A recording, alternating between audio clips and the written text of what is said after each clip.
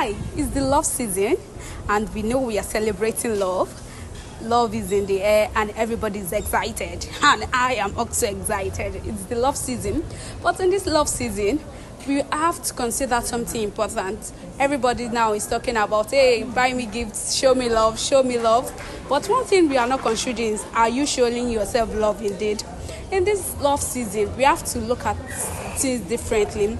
We have to start looking at the way we love differently. And that brings me to the emphasis on self-love. So when you talk about self-love, what are you talking about? In this episode, as I discussed, that we will be discussing about self-love. There are several ways to show your self-love. Sometimes there are subtle things that we might not even consider, and there are some things we might consider but we didn't really pay attention to them. The first one is self-perception. How do you perceive yourself?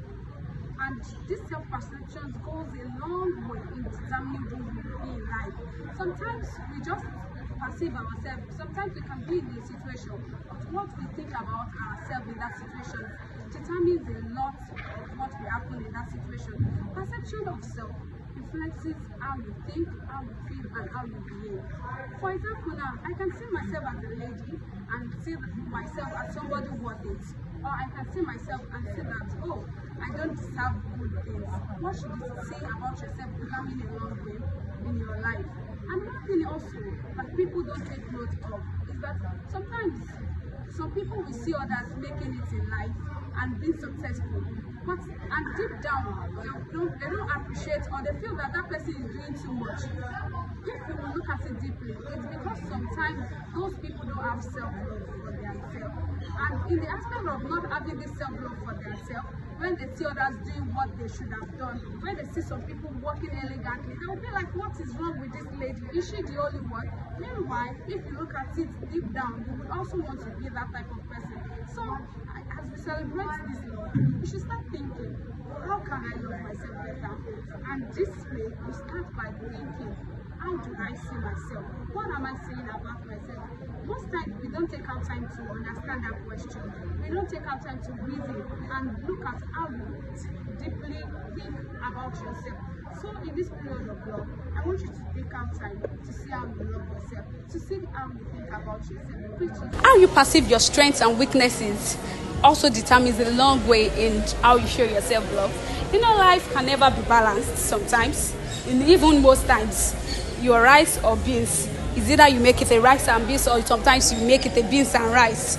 And sometimes you just go as the tide flows, you flow with it. But that does not mean you shouldn't improve. We have in life, we will always have our strengths and weaknesses, and that is why we are all humans.